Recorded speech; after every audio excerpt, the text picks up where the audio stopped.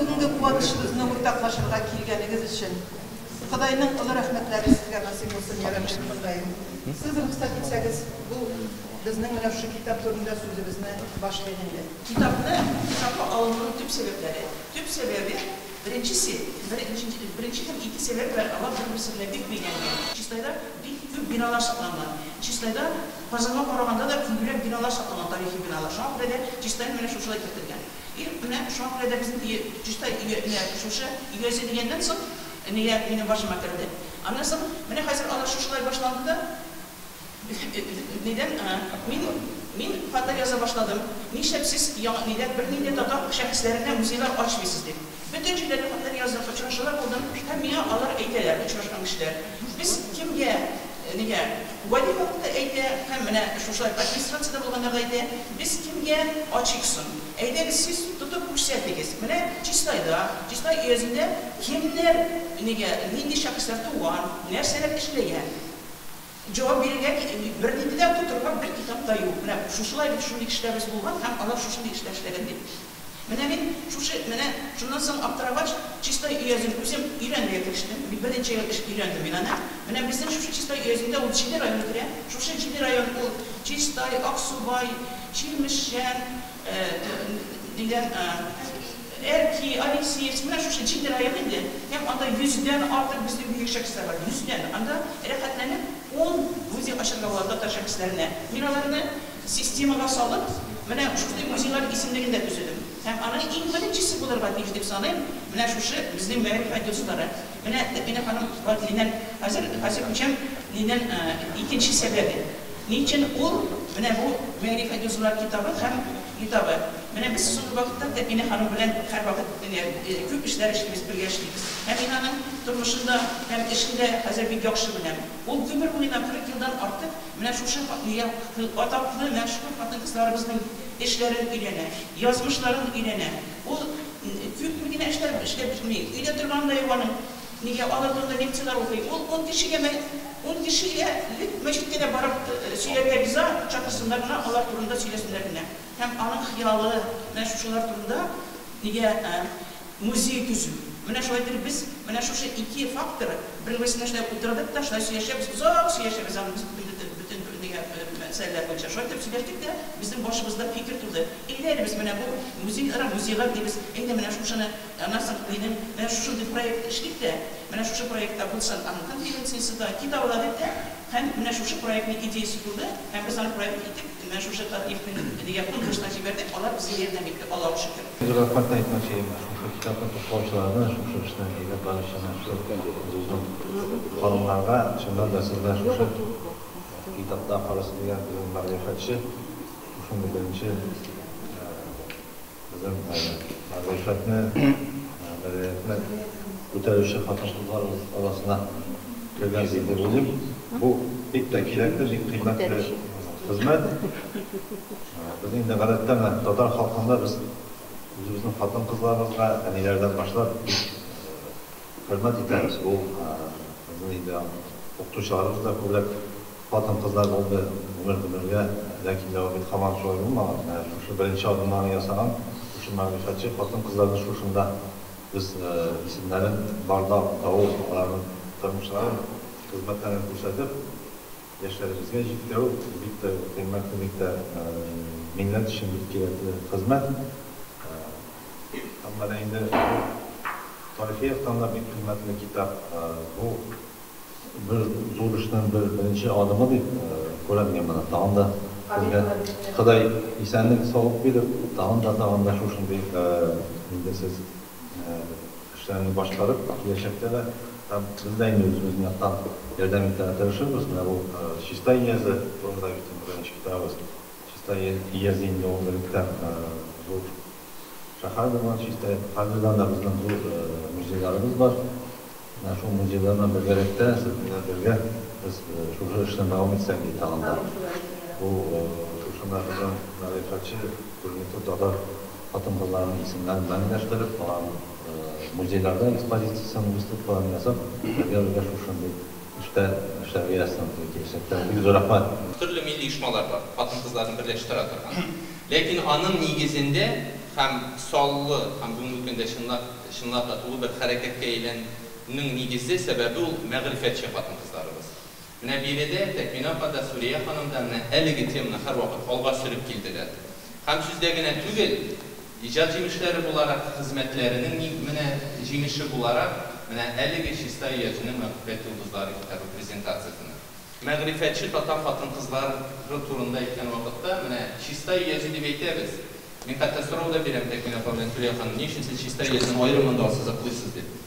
Çünkü içinden de milli azatlık için küreşmişçe tatar xatın qızları degen vaxtda birinçilerden bulup 50 kişi yerden, 50 kişilikten çıkan xatın qızlarımız turunda eğitiler. Elbette biz ayyitti ve Cemal Buzatul'un Volжская Sırtlanolar turunda her vakit eğitip barabız. Әміне әлігі kitap бізге бигрәк тәміне еш болуға, міне беріде отырышы жәмағатшылыққа генә түгел, ғұмен татар дүниясына яңа әлі үйренілмеген исемләрне яңа ясылықта қалқытып шығарып, аны жәмәғатшылыққа жеткірі. Міне мен сізге мұның үшін айрым рәхмәтләрні жеткірем.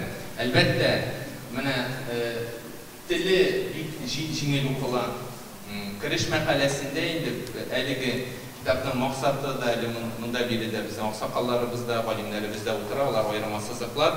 Мен шын көңілден Татарстан Республикасы премьер-министр орынбасары Үкімет Татар Кеңесінің Милли шура рәйісі Шахразиева Дурдулгазова есімінен шын көңілден сәлемлеймін. Бұл сәлемлерін жеткерге қошты әлі штаттарында.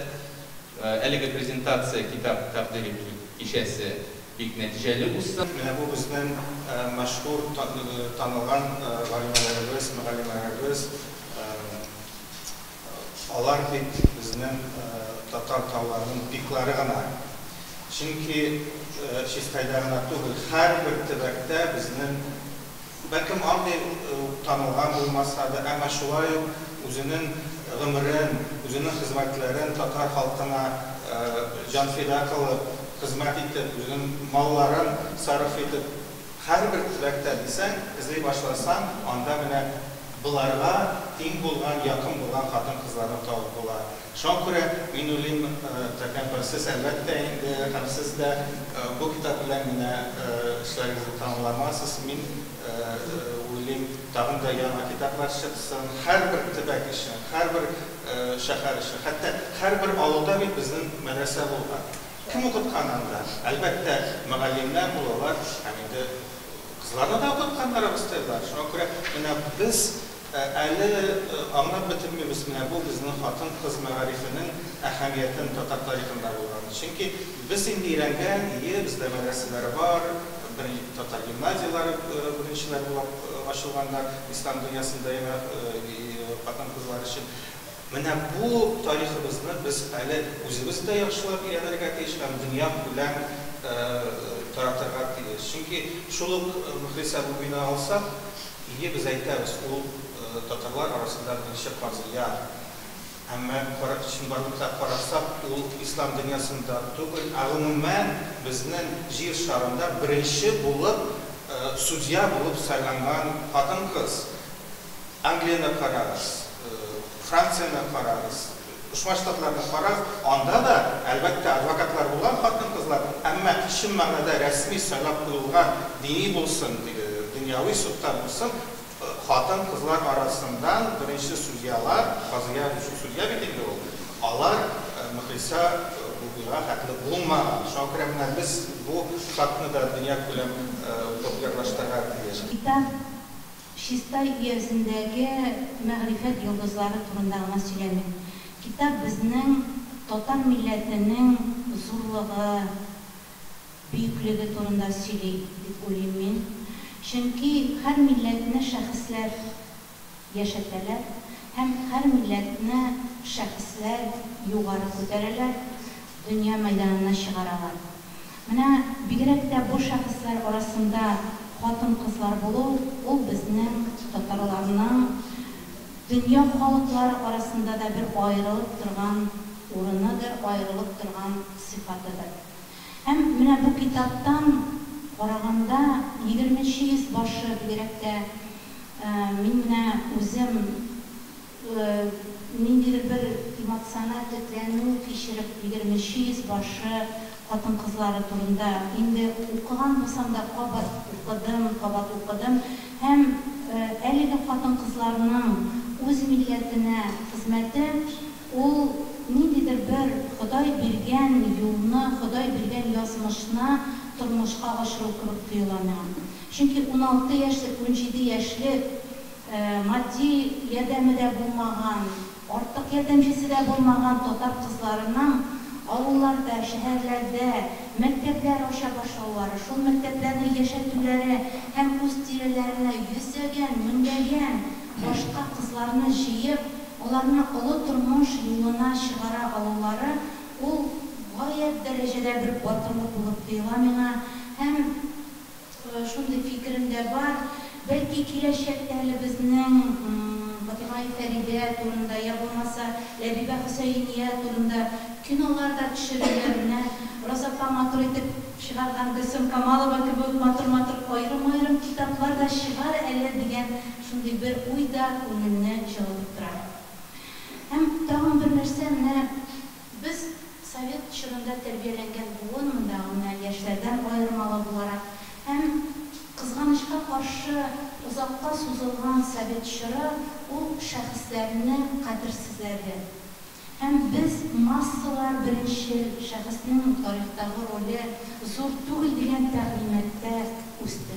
Һәм шушы вакытта безнең татар халкы да үзенең күп шәхесләре, алар турындагы истәлекне, тарихи хәтерне, хатирәне җуйды. Һәм менә шушы бушлыкны тутырып инде 90-нчы еллардан татар шәхесләре, татар хатын-кызлары турында фәнни хезмәтләр яза башлаган, публицистик хезмәтләр яза башлаган, архив материалларын чыгара башлаган кешеләр булды. Менә минем иң беренче итеп бу очракта Тәминә апаны, апа дип йөртәм инде мин, Тәминә апаны һәм Алька Хазиевнаны телгә аласым килә.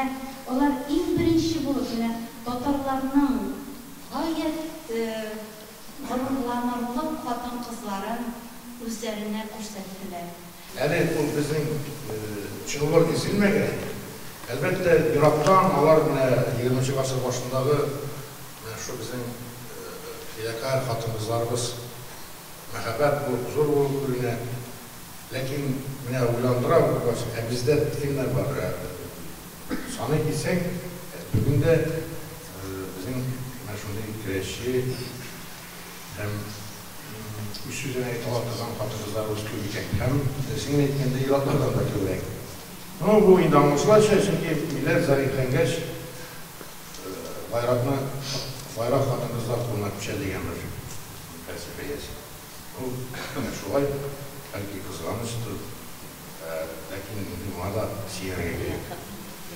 Менә мин Ильяс Алкин турында сөйләгәндә, Мәскәүдәге съезд бит, мөселманнар съезды. Алкин белән яшәп тора, үзбәк сәясәтчесе Габайдулла Хаҗаев. Анда чәчридәче хатын-кызлар барысы безнекеләр, татар диләр. Шуннан Габайдулла Хаҗаев Ильяс Алкинга уралда күрәсегез бар икән.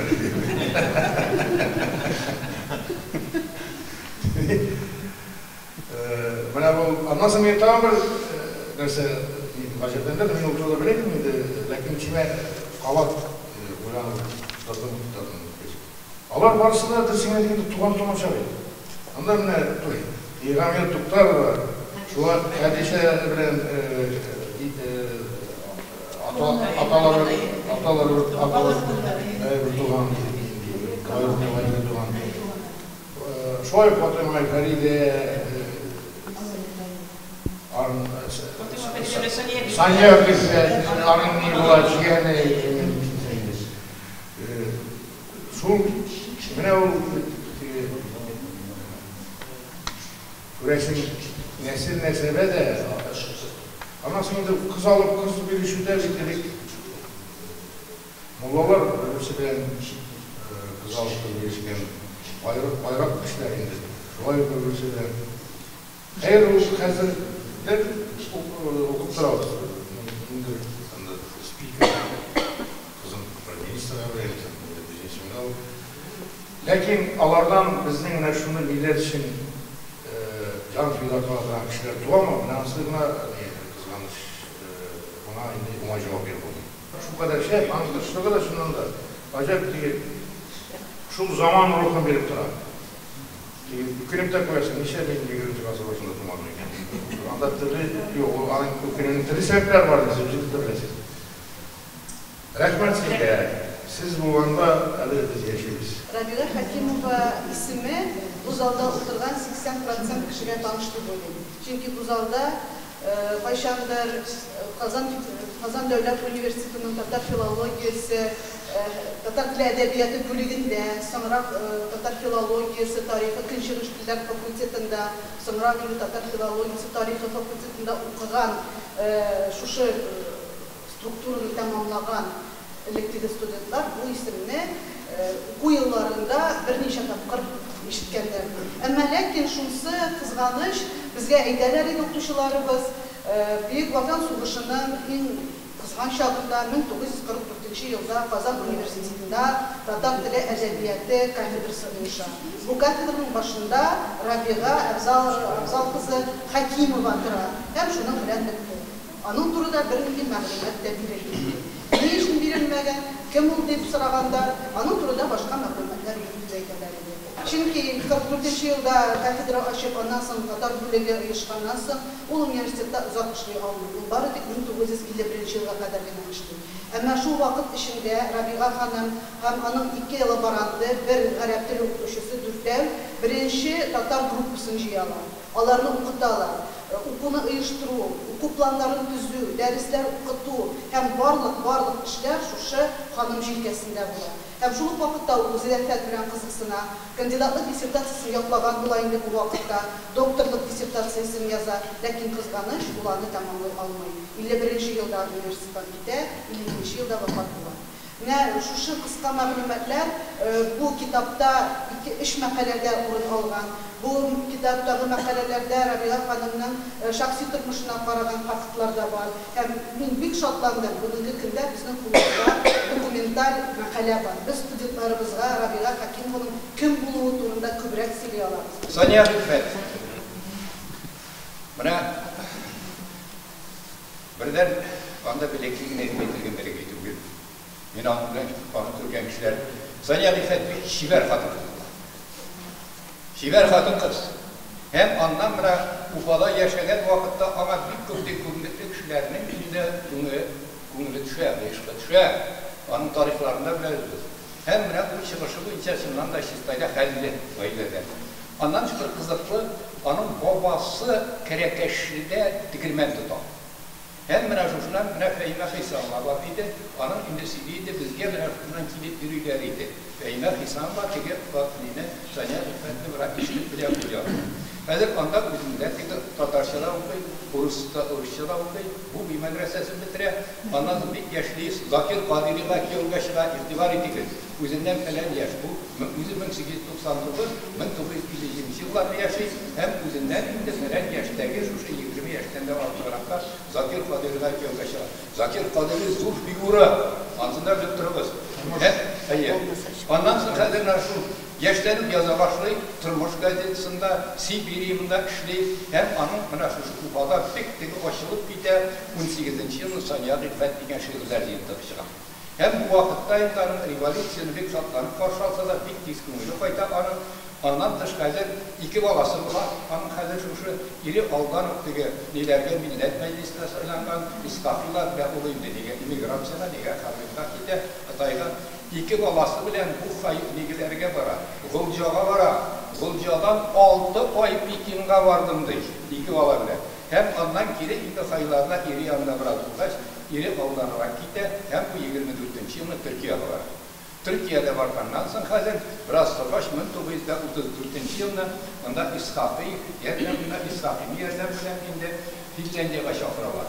Finlandiya'da bizim milletleşlerimiz onlarda mümkünlük veriyor, onların okuturlar. Hem bunda Saniye Hikmet açılıp gider, onda türlü şaralar buldurar, eserler, şiirler yazar, festival yazar, hukuk kitapları, Yama Milli Yolda yazışar, başkasında yazışar. Hem uzakta Saniye Hikmet, Zakir Kadiri bilen.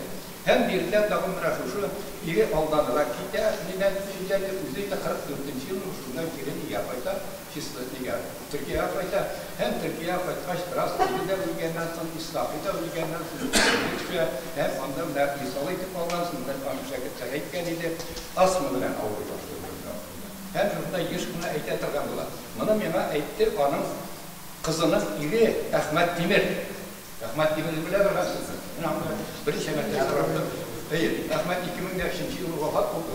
Hem olayları bana şundan benim en iyi vatadılar. Niye tanı bitkenden sonra bizimden şu bir şey istaylarıma koysam kamat yapılarından daha ovanı sulasam suvuşum aşılır gibi. Aşılır gibi. İyi evvelden bizim rahmet eden sevgiler işte başlar şu işte aklına getirgen hanımlara sizce birlikte hem de bunlar oturan her bir yazıcı, her bir medeniyet şirketlerine hem de birinci sistayım için elde yararlı ulaştırıp elde yararlı sistayla tuğandı. Sistayla tuğandı. Şimdi Türk şahıslar çıkan sistayı ededalar kurullarına emneden ki Bulakirentin Allah'ın başında ilergeni gibi Allah rahmetli olsun sizce şuları burada ilergeni içinde bine de şanın falan işte de Allah'ın ilergeni mesela Türk yol şarkılarında çıktığı katılımdan her sarında paralarda, artistlarında, yazıcılar paralarında, güven alanında basında aktarır, yazıcıları bu etasımkiler geçtiğinde birbirinin çıktada kitapta çıktayı kalmış diye şahıs çiftayılarımız şatlanıp otursun diye sizde barınızda bir çakırık falan. Bik zor rahmet sizge, yarabbi bir Xudayım. İşlerimizde birge bulayım gibi eyleyelim şimdi. Birge bulayım. Bunda bizim milletimizin yazmışında bir taraf olmayan kişiler yığılan diye bilemeyim. Yarabbi bir Xudayım, yaşasın Tatar milleti. Yaşasın Tatar milleti, yaşasın Tatar halkı. Bik zor rahmet sizge.